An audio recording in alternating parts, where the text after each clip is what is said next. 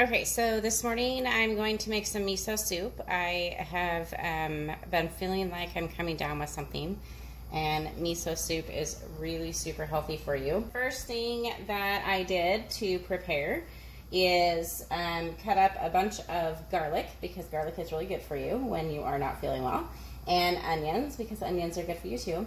And I am using my cast iron pan to warm up the oil. I use olive oil because it can cook at higher temperatures without the properties being changed. I've just warmed up the oil and I'm turning it down now a little bit so that it doesn't burn my garlic and onions. And if you've ever cooked with cast iron, you know that they get really super hot. So I am just getting a pan, and I'm gonna just get that oil all over the bottom of the pan.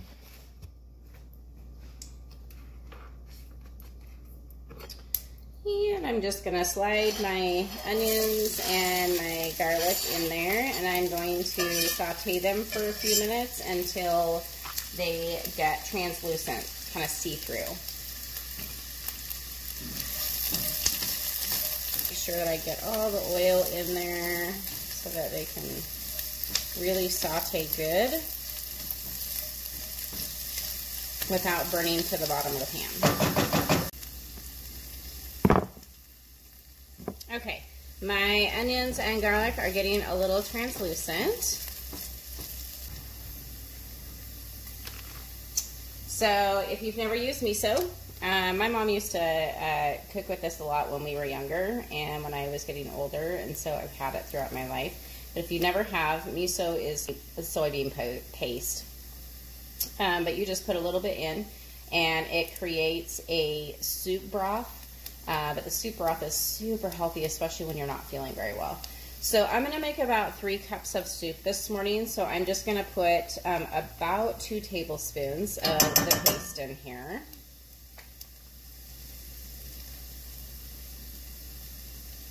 You want to make sure that you don't put too much because it is a little salty. When I was first learning how to make it by myself, I used too much, and let me tell you, it's not super tasty then because it's super salty. So you're just going to stir it around, and the miso is going to get warm, and it's going to mix in with the onions and the garlic. It's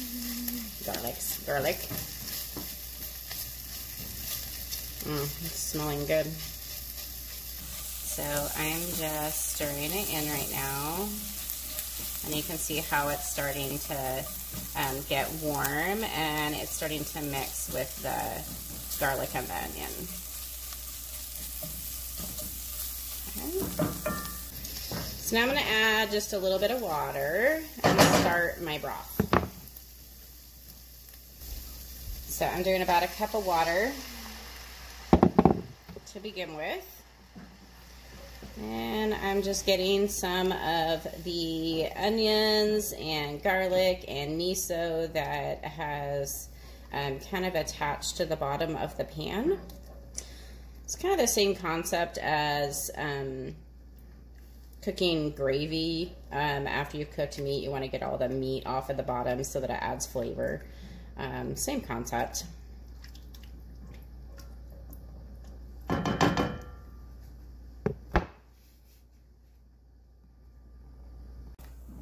And that's really starting to create a good broth. Oh, it smells so good. Okay, so now I'm going to add some carrots that I chopped up. I normally would put some greens, either kale or spinach in, but I don't have any right now, and because of COVID, we are trying to limit the amount of times that we go to the store. So I had some carrots, and that will do just fine instead of the kale.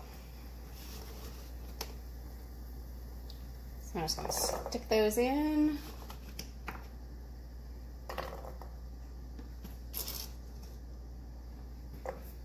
And I'm going to stir them around. And then I've added about a cup of water, so I'm gonna add about 2 more because remember I was gonna make about 3 cups of soup, and I'm gonna eat this throughout the day. I tend to just eyeball stuff. So that is about a 2 cup coffee cup, I guess. So I just filled it up. Last time I filled it up only about halfway. So I am going to turn the heat up on this so that I can start a rolling boil. And once it starts to boil, I'm going to turn it down to about medium, and I'm going to let it sit or cook rather at a low rolling boil for probably about 10 minutes, and then it should be done. But before it starts boiling, I'm going to put some pepper in there. Pepper is really good for you too. So I'm just going to boost my immune system today. Okay, so we're going to let that get to a rolling boil, and then we're going to turn down and see what our soup looks like. Okay, the carrots are starting to get soft, and in my soup I prefer my carrots not be super soft. I prefer them to have just a little bit of, just be a little tender. So for me, I think this is perfect. If you like your carrots to be really soft, you may want to cook it a little bit longer. One thing I did forget to mention is that I said that I normally put kale or spinach in mine. I don't have any right now, and I didn't have time, but I could have gone out and picked some nettles and put that in here too. So nettles are really super healthy for you too. So if you have access to some nettles, you can also put that in your soup. So to finish this off, I am going to squeeze just a little bit of lemon in there. And I'm going to try and be careful not to get the seeds out of here into there.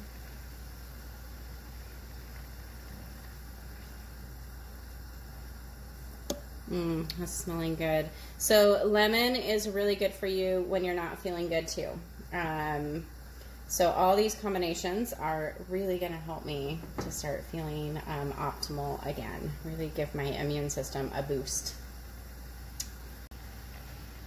Okay, so I am just going to get my bowl, and I've got my ladle.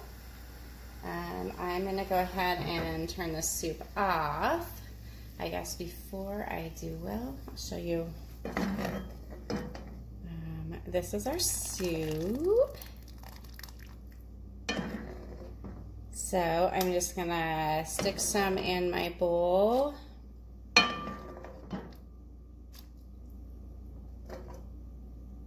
It looks really good. It'll be a good start to the day. And then I cooked some breadsticks last night, so I'm just gonna have a breadstick along with my soup. So I'll kind of show you what we're looking at now. So this is the miso soup with a little breadstick. And I've got, you can see the leftovers of the garlic that I chopped up.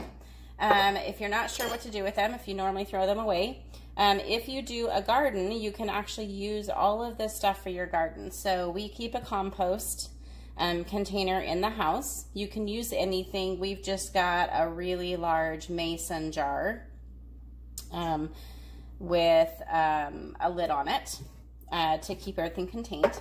And so every time I chop something up, I put the leftovers in this container, and when it gets full, you can see it's starting to get full now, we take it out to the larger bin, and over time it will break down and it will create pretty much a dirt, but it'll be a really fertilized dirt, and so it's super good to mix in with your garden soil and will help to replenish the nutrients in your soil.